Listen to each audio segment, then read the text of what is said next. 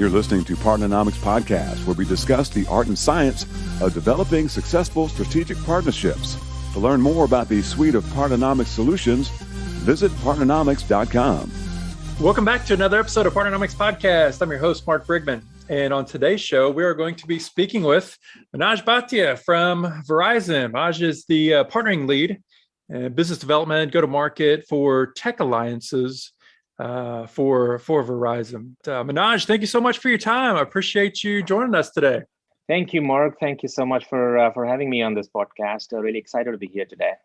I love tech partnerships. I love people that love technology. So I've really enjoyed the conversations that we've had. If you would, I'd like to just kind of start there and ask you to paint a picture for our listeners of the background that you have and what led you into the partnering role that you're in now. Yeah. So if you look at my background, I started my career more as a technology architect, and so I'm a software engineer by heart. That's how I started my career in the industry. Then I moved more towards business development and technology marketing side of things, and gradually entered into the partnering/alliances framework. And within that space for the last 20 years, I've been in that partnering mindset, and in managing partnerships and alliances, I've been fortunate to have worked in companies like Cisco that gave me a good foundation on how things work in sort of channels framework, in the technology partnering framework, in developer network framework. So I've been lucky to be there, to have sort of gotten a good foundation on partnering. And then I also worked in two other companies, one which is more of a traditional General Electric industrial manufacturing company that gives you a different mindset, and very famously known as GE mindset of working. And then my current stint is at Verizon, where another very great innovative company on telecom side. And so really being a telecom wireless service provider mindset, industrial manufacturing, sourcing mindset of GE, and then a high-tech industry and channels-driven industry mindset from Cisco. So all three kind of together gave me a pretty good handle on how things really work in the industry, and what exactly are the challenges, and how do we really solve those challenges in a good, effective way. Manoj, what is your background that took you into these businesses? Yeah, so I'm an electrical engineering by degree, and then I went to business school. I did my MBA from Keenan Flagler Business School here in Chapel Hill, North Carolina. So UNC gave me the MBA degree, and then engineering foundation was good for me to be in the tech industry and sort of get started on the software engineering background. But together, I would say over a period of time, I have realized that it's only the curiosity factor that has actually helped me, go more and more deeper into this mindset of how companies are actually partnering, how they're working, what exactly is the way a good technology framework or a product really goes to the market, and can they do it by themselves? Do they need help from a big company? Do they need help from a smaller company? Do they really need an ecosystem? And even now stretching out to companies, where you want to partner or you want to be in like a VC community or angel investors, or how do you really, if you're a startup, how do you really get to see that mindset of, getting successful in that community as well? So I've been very curious on not only the business models from selling perspective, but also partnering business models in VC and entrepreneurial community as to how they build an ecosystem there of startups. So startups are also is where all the innovation starts, and so I'm really excited about being in that mix as well, along with the big companies who actually are living and breathing in ecosystem development. It's so interesting whenever we think about these big companies and having all of these resources. I guess your first inclination would be, well, these huge companies, these Fortune 500s, Fortune 100s, they have all the resources in the world. Why isn't all of the innovation coming there, from there? Mm-hmm. But it seems that so many times I lean back on my career, at Sprint, we were looking to small companies. We were looking to startups. We were looking to these much smaller, much more agile and creative organizations for the innovation, for the product innovation that we could then extend on to our clients. I'll just pick your brain a little bit. You working with these large organizations throughout your career. How do you think about innovation, and then how have you leaned on the smaller organizations as a means to bring innovation into the various companies? I think that's a great question. I think the only reason what is stopping these large companies, or any large company for that matter, to be much more nimble and agile in developing new innovations, or sometimes bringing in partners for that innovation aspect, is because of just the processes and the tools, the sort of the bureaucracy that sort of gets in their way. It's really not the lack of curiosity. It's not like the lack of interest in innovation. It is always the process issues that actually really become like a hurdle or a roadblock, which they find themselves kind of struggling to fix, or even get rid of those roadblocks to facilitate faster innovative development. And some companies, some organizations, some business leaders would come once in a while, bring that flash of excitement and really forward thinking mindset, and can change the game. I mean, we do see, we have excellent business leaders in the industry who actually have made a big impact in large companies. And if you think through that, I mean, you would see those nuggets of innovation, those nuggets of risk taking, and people trying to fight against the system sometimes. But essentially, large companies, I have seen leadership really believing in that. It's not that they don't believe in that aspect. They definitely believe in the aspect. It's always the execution side, which is sometimes muddled with bureaucracy, or the processes, the tools, the fact that you have to pull in 10 different teams to make it happen, the fact that you have to go through all the legal and regulatory approvals to make sure that everything is documented. You got sort of approvals from everyone. I mean, that those things take time, and just that creates a mindset that, well, we're not nimble enough, and hence we need to go out. So it's just that a self-deprecating prophecy sometime that you really don't are not really taking enough risk, or not really becoming more of a game changer to drive things faster. Yeah, I think that's so true. We say that partnering is a culture, and I think that innovation is also a culture. It seems that a lot of large organizations, they want things clean, and we know that innovation is messy. They want to avoid risk, and we know that risk is right in the center of innovation. We're going to fail more times than not. But thank goodness we have opportunities to partner, to team with other organizations that are bringing that innovation in. But Manoj, I'd love to pick your brain a little bit. Let's dig into the ecosystem topic and ecosystem concepts, and from the smaller business perspective, wanting to come in and play in the ecosystem space, or we all see tons of different opportunities on the SaaS side, and companies wanting to stand up platforms, essentially stand up their own ecosystem. What's what are some things that you've ran into over the last few years? What's your thoughts on ecosystems and in smaller organizations?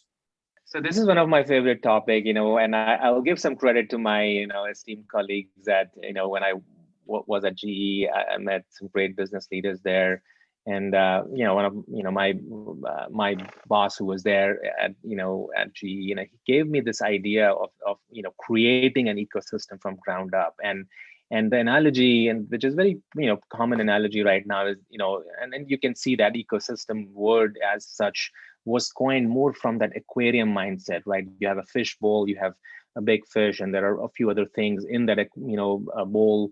And it's an aquarium. Everybody's living happily. There is, there's fish, there's rocks, there are some plants, there's water, Everything is nicely set up, and everybody is happy there, coexisting, and there is not that much of contention. And so, the word ecosystem is definitely, I would say, born in that sort of the biology mindset, right? That you have an environment where everybody thrives. Now, if you build on that, in especially in tech industry where I'm coming from, you need certain groundwork for setting up that ecosystem. Like, okay, well, I need some stone, some gravel, some water to really set it up, and then you absolutely have a vision that this ecosystem means that I have large, small, mid-sized company, some technology companies, some services companies, some learning and development companies, some companies who are on the edge, some who are on the backbone, some are in the cloud, some are in the consumer side. There are all kinds of companies with different DNA in that ecosystem. And you when you talk about ecosystem, you visualize that aquarium in which 10 different players are there, all happily coexisting.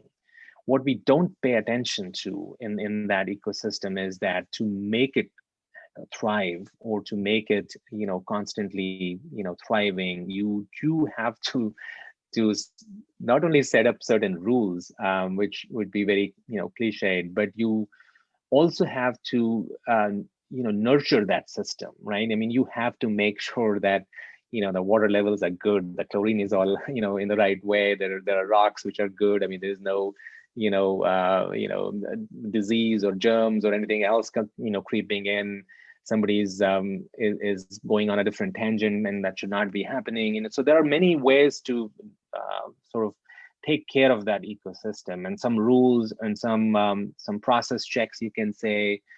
Governance, we use the word a lot, ecosystem governance or alliance management and governance needs to be in place. Now, that's where all the problems start, right?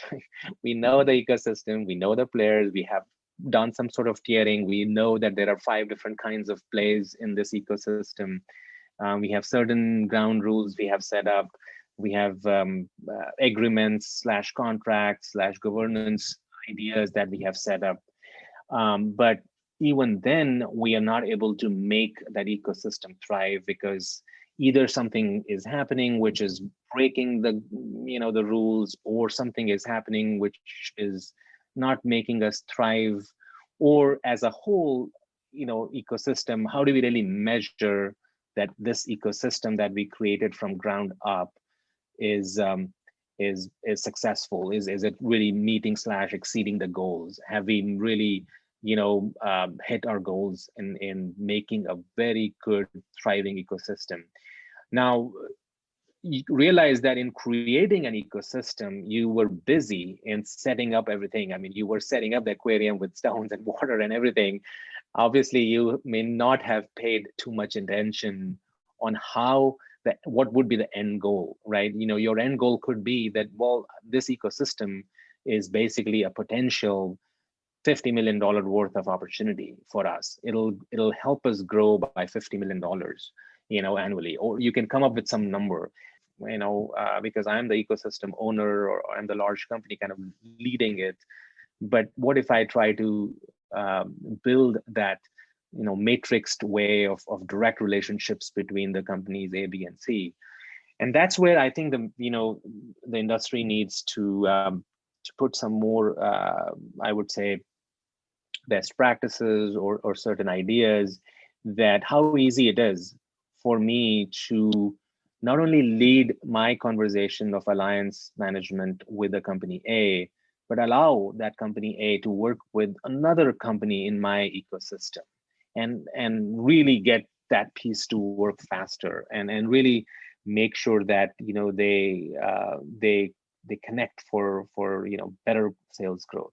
Now, and as I said, many times these ecosystem ground up creation work, we do pay attention to the rules, we do pay attention to the processes, we do pay attention to who gets in, who gets out, but we we do not pay enough attention as to what would it take to nurture through this journey a year from now, right? I mean, you can start the work, you can make a lot of splash about the ecosystem that has been created, but say 12 months from now, when it comes to reevaluating the goals, where you stand, where we are, how much progress have we made, what or the areas in which we have invested in giving that kind of fertilizer to that ecosystem to really get them nourished to that level. So that's something which always intrigues me as to what are those ideas which are those nourishment ideas or nurturing ideas for making that ecosystem thrive. Yeah, the ecosystem piece, it's a fascinating topic, and I think people that can build them from the ground up and make them successful, they absolutely have some skills. There's a lot that you said there, I think to unpack. One of the things that I would like to see more executives do is get more aligned on the strategy of what is being created based upon the need in the market. I think so many times, generally speaking, I think a lot of partnering initiatives, they fail because at least one of the partners, the executive team, just doesn't afford the runway that it will take for the initiative to be a success.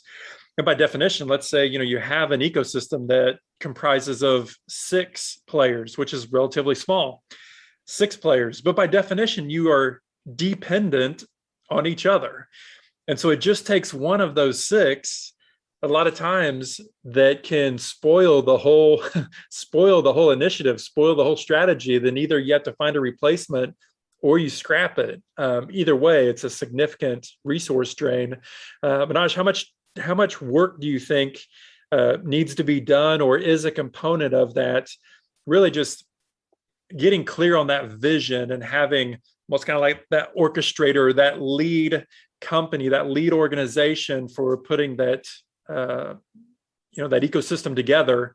How much more work needs to be done, or what percentage of the equation of when it doesn't work, how much of that can be fixed by just having better conversations on the front end and really getting clear of what this journey is going to look like as best that we know? Because I completely agree with you.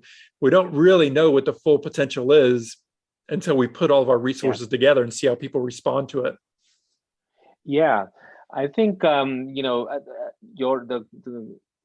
question around the fact that if you have 6 companies and all of them have 6 each of them has like one runway, and so in a way you're sort of managing 6 runways, right? And these 6 parallel tracks are going on supposedly on one common ecosystem goal or the partnership goal. But these 6 runways that you have each have a different structure, each have has a different sort of vision, and maybe they align themselves on a common vision, but that runway that they have is could be different for each of them. And I don't want these runways to work in isolation. That's the whole point of ecosystem, that if these 6 runways have been created, don't let these 6 runways be totally going in on their own. These runways need to know what is happening on the other track, even if these tracks are totally independent, right? I'm a cloud service provider company. I'm doing cloud services. My other company is more like a hardware, consumer premises equipment company. The other other partnership is totally consumer edge software, mobile app company. None of them have an intersection in their minds on these things. All of them are working with a common ecosystem goal, and so they, from an ecosystem provider, you are actually doing a co-sell or you're doing a partnership framework, but you are not letting these 6 parallel tracks to talk to each other, to even know what is happening on the other tracks, to even explore the idea that, well, maybe there is some way if I work with this other track, maybe it will help me, like If I'm a hardware manufacturer, if I work with a cloud service provider who is also working with this company, maybe there is a way we can stitch the solution better, or maybe there is a way where we can fit into that story as well. The last thing that you want in that ecosystem development is the fear of isolation. If you think about it, ecosystem was created with this idea. I am happy with my own goal, but I must know what is happening in that aquarium as well. I must know what the others are doing. I must be aware that there is a possibility that I could work with somebody who is also there in that ecosystem.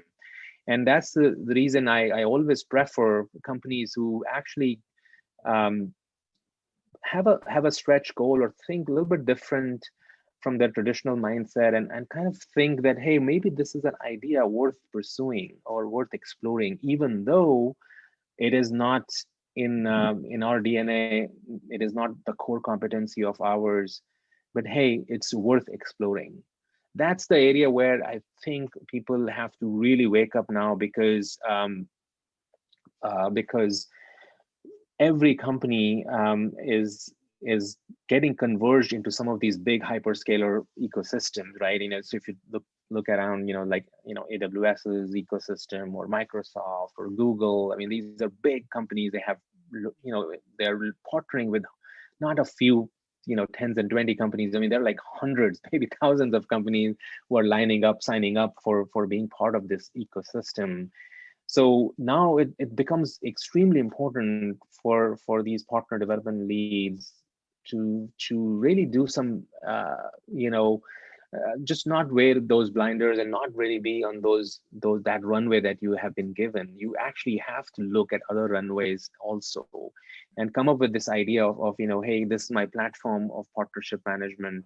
I do want to see what you as a partner manager are working, and what kind of successes you have, and so that my partner can talk to your partner, right? So I really encourage those ideas of sort of co-partnering and co-selling, in where you think a little different. Don't just say that I'm partnering, here is my product, I would like to fit my product into your big product, or in your solution, and then we can do a joint solution selling.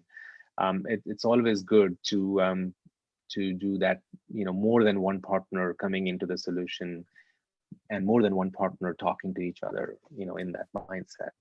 And to the point that you made earlier, if we're in an ecosystem partnership with others, it's really upon us. We should feel a sense of obligation to provide value to, and to look out for our other partners, to help them grow their business through connections, different resources, whatever the case may be. I mean, literally, it's cliche to say, but rising tide raises all ships. And whenever we truly become dependent on each other, that value seems to come back around if we're looking out for others. But just one last question I want to ask you before we let you go, and that is, it's interesting how contracting is evolving. And, I heard you mention that a few minutes ago, but, if we have, we're stepping into an ecosystem relationship, and there's, let's say, 6 players, seems like we're not there. We're not quite there as, a group of professionals of putting together complex contracts where we necessarily have a single agreement with 6 players to that. Are you still seeing where there's kind of this orchestrator or this larger company, and then they essentially are the main contracting body trying to keep everything organized, trying to keep the aquarium organized, as you put it, and just signing individual contracts?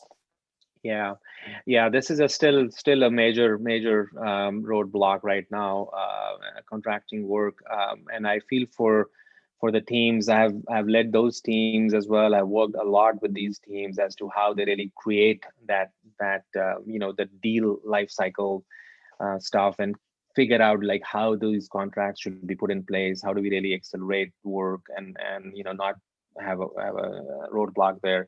The good news here is that many of these contractual work, a lot of that has been automated now electronically. I mean, thanks to companies like, DocuSign and others who have made it so simple that, you don't have to fax, documents. You don't even have to email. It's all on the web, and things do happen fast there. So kudos to those efforts. Now, if you look at the contractual language and the areas which always, become a concern when people are doing it, and of course there are templates, there are supplier agreements, there are contractual agreements, there are high level, hey, I want to be part of your ecosystem, and so here is my ecosystem partnership agreement, and call it like a simpler version of a MSA, like a master services agreement. So there are contracts which are in place, and people do have questions sometimes on legal perspective to do some red marks and check on those items. I've never seen one contract which has become so solid and so traditional and so loved by all that, hey, this is my template. I give it to 10 different companies in my ecosystem. Everybody signs it on day one. We're good to go. It's usually always, people looking at that and reviewing and taking time. I would urge the industry and the people in that department, sourcing department, to wear a slightly different hat when working with the partners of today. The things have changed in the industry in the sense that, there are many different trends of cloud and hyperscalers and working with large companies, which we can discuss in detail. But if you look at from a sourcing department or sourcing person's mindset of how he or she should drive these contracts, they need to be a little bit more lenient in driving these. So I've seen them getting a little bit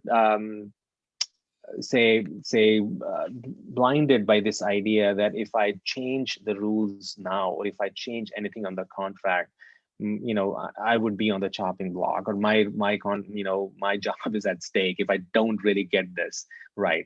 And that's where I think, some executive alignment is needed, where somebody from executive side should say that, well, yes, we are getting this contract passed through the sourcing group or the contractual group, but this is an ecosystem partner. This is a contract which should not demand so much of scrutiny, or there are certain rules which have been changed now for this kind of partnering, and hence we don't really have to worry about it, or we don't really have to think too deep about it.